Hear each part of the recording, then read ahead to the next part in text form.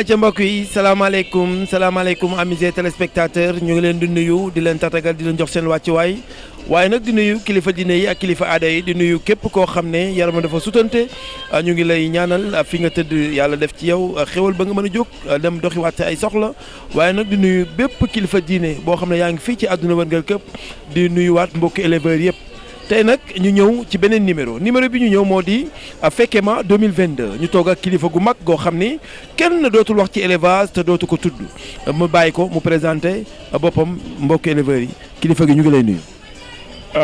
maa leen di fay Coach Junior di nuyu sa téléspectateurs yi nga xam ne ñoo ñu seetaan waa Mbarmi TV di nuyu mbooloo élevage yëpp. di nuyu daal ñëpp ñi nga xam ni ñu ngi di seetaan man maa ngi tudd Djibril Wade bon di éleveur sama bergerie nekk Kër Massar ma nekk président RERA mooy regroupement des éleveurs de race améliorée de Kër Massar et environ ñu sos ko depuis 2015 defoon suñu première édition foire tudde ko Fekke-Ma mu nekkoon en 2018. ñuy def aujourd'hui suñu deuxième manifestation fii si nga xam ni mooy terrain Sotrac Grand Médine fas yéene ñaan yàlla li nga xam ni moom lañ si bëgg si ut yëpp mooy fexe ba éleveurs yi nga xam ni ñoo dëkk si gox bi ak ñi nga xam ni ñoo fi wàllu yaan si ak ñëpp ñi nga xam ne ñëw nañ fi ñu fexe ba ñu gis seen bopp si événement bi ñuy def foire bi nekk réussite. ba ni ñu doon fàttali ko Fekke-Ma 2018 incha allah bi itam mu marqué son temps et si histoire manifestation foire Ladoum yi incha allah. voilà papa gis nga wax ji nga wax lépp leer na présentation bi leer na mais ñu wax deuxième édition ki di deuxième ça veut dire que ne première jàlloon na mais première bi nan ngeen ko dundee woon la mooy différence am ak deuxième bi. waaw première bi xam nga li nekkoon différence am ak deuxième bi. mooy première bi mooy fekk na tout juste rek ñu doon doog a sos suñu association bi ñu sosee suñu association aussi tëb rek foire parce que bi ñu sosee association bi toog nañu presque 1 an wala 2 ans yoo xam ni avant ñuy foire parce que dañ doon def ay exposition vente ci ay opération Tabaski ak yooyu xaw a waajal suñu bopp parce que RERA dafa nekk association boo xam ni dafa bëgg suy def événement ñu préparé ko ba nga xam ni buñ ko waajalee buñ ko defee li nga xam ni dinañu mën a am tout dinañu mën a may réussite yëpp ñu mën ko dagale pour que mu nekk loo xam ni buñ ko defee ñëpp xam ni li ngi def jaar na yoon. moo tax biñ ko defee moo taxoon ñu waajal ko def première édition bi en 2018 bi ñu ñëwaat si 2018 ak 2022 foire xajoon na si diggante bi mais li ko indi ay gàllankoor. mooy Covid bi fi jaar nga xam ni 2 ans tënk na nit ñi ba nga xam ni mën noon foire moo tax bi Covid bi passé ba nga xam ne nag libéré na nit ñi en 2022 ñu programmé foire bi moo nekk foire bi ñuy def nii différence bi ci mën nekk nag mooy xam nga boo defee benn événement mu jàll di nga évaluer xool li nga ci defoon li baax li nga ci defoon loo xam ni xëy na war nga ko yokk war nga améliorer wala li nga xam ni war nga ko rectifier loolu moo tax nag tey jii loolu lépp lanu jàngataat xool taxawaay bi seetaan li ñu ci war a def ba yëpp ba fi ñu toll nii je pense que ku ñëw fii gis ni Fekke-Ma 2018 amoon na facture bu baax mais 2022 bi aussi yaakaar naa ku fi ñëw di nga xam ni facture bi yokku na waaw. mais tey ñu gis ne box yi bari na ñaari chapiteaux mais choix yi nan ngeen ko doon defee. choix yi xam nga tey éleveurs yi bu ñuy ñëw dañuy bëgg nekk dans un cadre bu baax cadre boo xam ni bu ñuy ñëw ku si ñëw aussi nekk foo xam ni foo toll aussi da nga am visibilité ñu nga toll mu nekk loo xam ne aussi ñi nga xam ni invités yi aussi bu ñuy ñëwee aussi ñu mën a gis ni manifestation bii kat am na lu bare loo xam ni lu mu indi. loo xam ni nit ñi war na si gis seen bopp moo tax nag si aménagement bi ñun on a été très sélectif mooy utunu lu bare dañu privilégier la qualité des expositions tey boo xoolee exposition bi li mu wane mooy qualité bi fi am moo tax tey jii record yëpp daaw nañu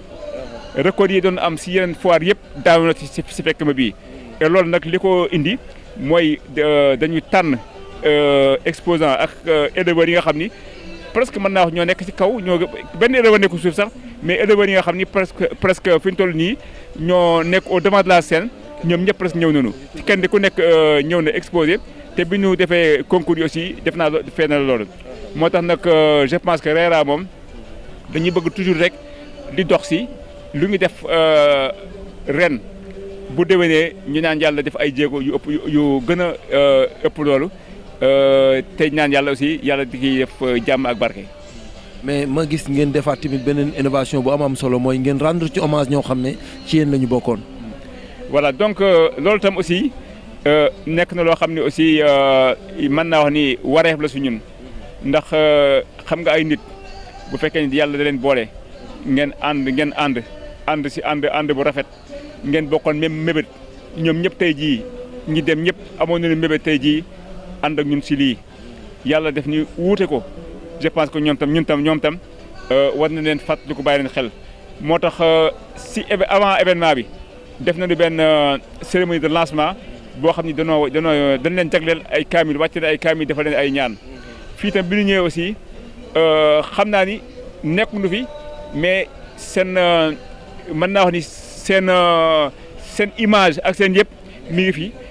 pour nit ñi mën a xam ni dem nañu seen jëmm mais jógewuñu suñuy xol moo tax ñu jëmmal lii c'est wan ko seen famille pour que ëllëg aussi ñoom tam ñu xam ni ñiy dem ñoom doon àndal aussi am nañu kóllëre bu ñuy fas si seen diggante ak ñoom li fi des nag mooy di leen ñaanal yàlla ci loolu la ñuy def ak lii aussi nga xam ne ñoo ko bokkoon te nga xam ne tey jii bu ñu fi nekkoon taxaw fi au moins seen image nekk fi ba ku ñëw mën leen gis mën leen fàttali ko aussi. mais ñu gis aussi tamit ci biir li nga xam ne mooy foire bi ngeen parrainé ko koo xam ne nii tey loolu xam naa ne ak mbooloo ni muy demee ku nekk naan nañ ko parrainé diw ngeen choisir ki nga xam ne nii moom mooy Birane Gueye. waaw xam nga parrainage Birane Gueye moom mën naa wax ni dafa nekk benn parrainage boo xam ni biñ ko tuddee rek macha allah ñëpp ànd unanimement xam ndax ànd si kii xam ndax approuvé loolu tàccu xam ndax parce que ñëpp ko yéene ndax xam nga nit moom jikko la te Birane macha allah jikkoom la yàlla defar jikkoom moo baax dégg nga nit la koo xam ni képp ku mu àndal mi ngi xool rek nu mu la defalee yiw mi ngi xool nan la mën a fexe ba moytu lépp loo xam ni dina la lor si kàddoom wala si jëfinam wala si kii mi ngi xool lépp loo xam ni ku mu àndal rek ku nekk mi ngi xool nan la mën a fexe ba yow sax nga jiitu ko nekk ci kanamam nit koo xam ni vraiment li mu dégale macha allah si ay valeur boo ko doon tudd sax mën naa wax ni cat day dugg waaw en tout cas daal nit koo xam ni la tey jii bi ñu ko parrainé foire bi aussi indi na lu bare si yokkute ndax macha allah Birane ay borom nit la am na ñu bare ñoo xam ni ñu naroon dem si yeneen foire bi ñu déggee ni Birane leen exposé leen tudde foire bi ñoom ñëpp dañoo bëgg daw ñëw fii ndax dañ ni bisu Birane ñoom seen bisu bopp la moo tax aussi itam vraiment choix bi tam choix bu la boo xam ne tam ñu ngi ciy sant yàlla bu baax a baax xam ni kin ko jox wax dëgg yàlla mérité na ko te tey jii am na lu bare loo xam ne aussi indi na ko si réussite foire bi ba pare aussi léppam def na ko si foire bi wax dëgg yàlla deseelul dara RERA waaw ñu ngi koy gërëm di ko sant di ñaan yàlla li nga xam ne mooy bis bi yàlla nekk njiglaayam yàlla na si ay kii yu ay reconnaissance ay kii yu bare tegu en tout cas Birane di wax si man day xaw a doo mën sax taxaw waaw ndax vraiment nit la koo xam ni sama xol la nekk wax dëgg yàlla waaw loolu daal mooy kii bi ndeysaan waaw di wax ci koo xam ne moom mooy xaritam xam naa day xaw a jafe mais ma gis aussi tamit loo xam ne ñu bari xaaruñu ko woon tey waa fekke ma def ko muy ñu jël ki nga xam ne mooy Père Daouda Gueye boole ko ci li nga xam ne nii moom mooy parrain yi te ñu bari xam naa ne xaaruñu woon lu ni mel waaw loolu tam aussi xam nga dafa am lu muy symboliser parce que xam nga àddina dafa am loo xam itam nit dafay am loo xam ni dafay am cër bu muy am si li muy yëngu si li mu nekk Daouda Gueye dafa war a am cër si li mu nekk élevage ndax Daouda Gueye dafa yàgg sonn si élevage lu ne daj na ko si xam la te am na si lu bare loo xam ni aussi xam na ko si xam-xam si élevage di sonn si nit ñi di toppatoo ni ànd ak nit ñi dundul élevage ay xarit lay dund. donc loolu kooku nag xam nga bu fekkee ni par exemple da ngay xool rek naan si yeneen critères yoo xam ne du ma ko tudd ngay xool si loolu rek di yaay kii am na loo xam ne ñu mel noonu doo kenn leen sargal mukk moo tax lii bi nu yàlla xelalee ba ñu def ko mën naa wax ni dafa mel ne que éleveurs yëpp dafa mel ne que ñoom lañ parrainé ndax ñëpp ko yéene bis ñëpp ci kontaan te loolu tam je pense que aussi c'est une première aussi lu baax la ñu ngi koy ñaan yàlla aussi bu baax moom tam bis bi nekk njiglaayam en tout cas xam naa ni éleveurs yi moom aussi fonk nañ ko trop ñu bare taxaw nañ sax moom pour ànd ak moom pour jàppale ko te daaw de mérité loolu voilà. ca jërëjëf mu di koo xam ne tey jii muy Père Daouda gis nga li nga xam ne moom la suñu papa wax muy koo xam ne moom tamit nee naa la c'est un homme incontournable dans l'élevage kenn mënatul wax ci élevage te doo ko ci tudd il restera à jamais ci li nga xam ne nii moom mooy analu élevage muy koo xam ne tey jii ñëpp kontaan nañu ci li nga xam ne moom mooy foire bi.